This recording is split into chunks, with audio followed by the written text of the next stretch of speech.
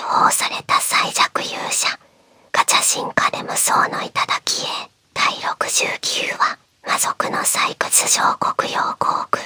あれは魔王陛下の力を媒介に作り上げられた破壊専用の究極兵器だぞ。勇者どころか竜族ですら正面からは倒せぬはず。一体誰が仮面の魔性が腹空なる。まさか新たな勇者が現れたというのか。いや、それはありえぬ。別の魔性が首を振る。報告では勇者一行は黒縁の城にいた。あの黒源、谷に顔を出せるはずがない。しばしの沈黙が広間を支配した。燭台の炎が揺らぎ、影が歪む。では何者だ。人間どもにそこまでのものが竜族の仕業か。いや、竜族はむしろ我らが追い詰めている最中だ。ガルザークは長く息を吐いた。ふむ、奴らの勢いが増しているのは確かだが、同時に我らも進化している。竜族ですら今や押し返せる。あと一歩でその首をへし折るところまで来ている。彼は玉座から身を起こし、黒い鎖の床を踏み鳴らすと、闇奥に鎮座する名門閣へ視線を送った。その巨大な魔石の内部では赤い閃光が脈を打ち、封じられた何かが鼓動するようにとうとう立てた。魔王陛下の封印はもはや形だけだ。ささやくような声。その瞬間、ドルクは槍の穂先を床に突き立てて火花を散らした。クローデンは牙を打ち鳴らし、短くつぶやく。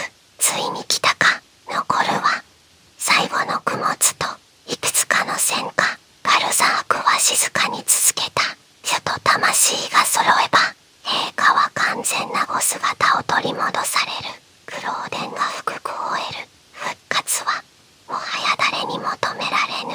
イシュガは三つ首の蛇の頭を撫でながら恍惚とした笑みを浮かべた。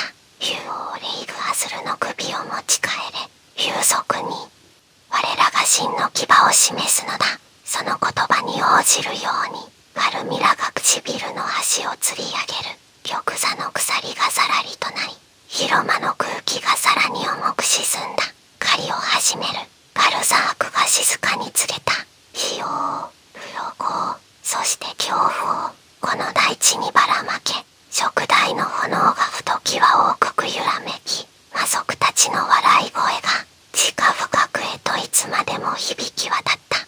赤銅色の空が燃える火山帯、深紅の霧が渦巻く死の湿原、正気の森でうごめく巨大キノコ。この数週間、ユーマたちは危険と名のつく土地をいくつくいとまもなく踏破してきた。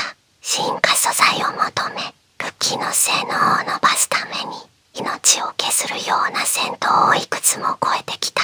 魔族との衝突は日常になり、新しい術式や装備の試行錯誤も成功と失敗を繰り返すばかりだった。それでも倒れては立ち上がり、振り返るたび3人は確実に強くなっていた。連携はより緊密に、判断はより鋭く、同じ旅路を歩くうち、それぞれの癖や呼吸が自然に噛み合っていく。その中でセレスの姿もいつの間にか変わっていた。かつては雪のような白いマントを好んでいた彼女が、今は夜空のような濃紺のロングローブに身を包んでいる。胸元から足へ伸びる深いスリット。動くたびきらめく魔法布がかすかに光を返す。肩口には黒曜石の羽飾りがあしらわれ、冷ややかな知性とどこか怪しい気配を際立たせていた。頭に乗せた尖り帽子も以前の氷結装飾ではなく、小さなエメラルドの結晶を埋め込んだティアラのような衣装へと変わっている。すべてはユーマによる進化の成果だった。セレスの手には闇を吸い込むように輝く思念の杖、魔力を集め状況に応じていくつもの術を同時に組み上げられる。彼女専用のマグだ。黒曜のグローブは栄翔を短くし、細かな魔力の流れさえ操らせる。足首指紋正門のアンクレットは一瞬だけ距離を飛び越える力と地形に縛られない滑るような動きを与えていた。杖先では薄青い魔法陣がかすかに揺らめき、ささやくような呪文が風に溶けて消えていく。今の彼女はかつての静かな魔女というより戦場の流れを読み切り開く戦術魔導士そのものだった。ここが黒曜航空ね。セレスがつぶやく。魔族が古代から封印しつつ採掘を続けてきた地下航空。天井の裂け目からさす赤黒い光が突き出した黒曜結晶を鈍く照らしている。空気には重たい魔力が満ち、息を吸い込んだだけで舌がしびれるほどだった。魔性核を回収できれば大きな突破口になる。ユーマが前を見据える。でもここに入った冒険者は戻らないって噂もあるにゃ。イーナが肩越しに笑ってみせる。噂は噂よ。ここまで来られた私たちなら十分通れるはず。セレスは杖を軽く振り、周囲の魔力の流れを探った。3人は息を合わせて進む。細い行動には古い鎖や封印文様を刻んだ石柱が等間隔で立ち並んでいた。イーナは罠の痕跡を見極め、セレスは魔力の歪みに神経を尖らせる。ユーマは足元の結晶を一つ拾い、はかりに透かしながらコードと魔力反応を確かめていた。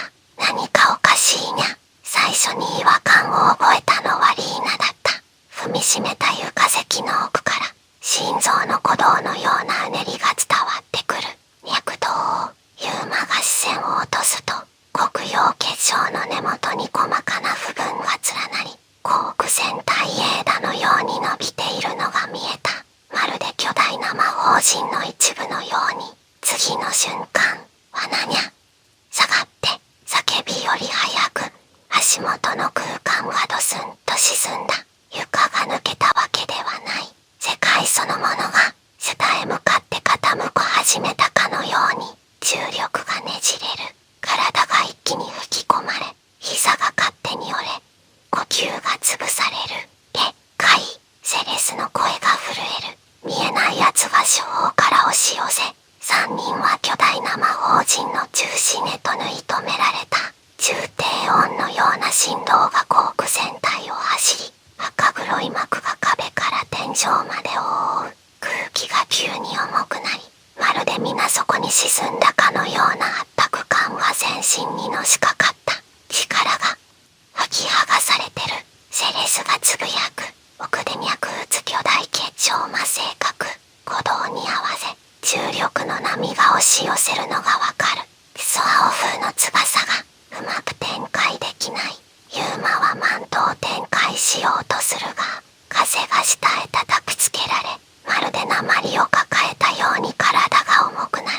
体は地面に張り付いたままだ。イーナが雷陣の弓を構えるが、矢にまとわりつく雷光が重さに吹かれて散っていく。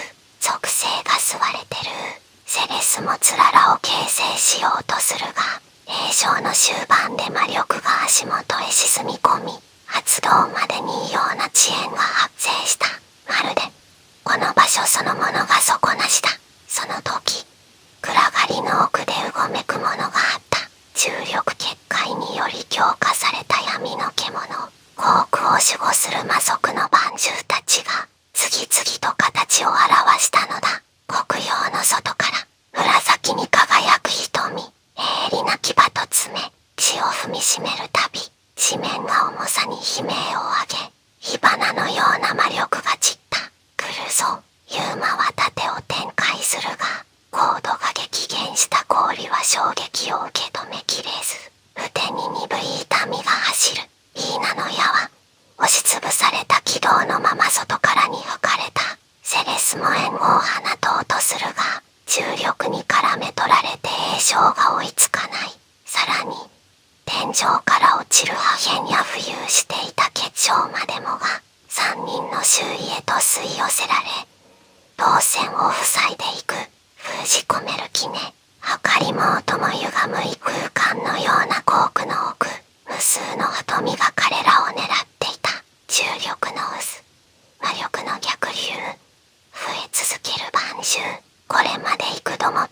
を切り抜けてきた3人でさえフグの補助がまともに働かない戦場に初めて追い詰められていた。続く次回第70話、躍動する魔性化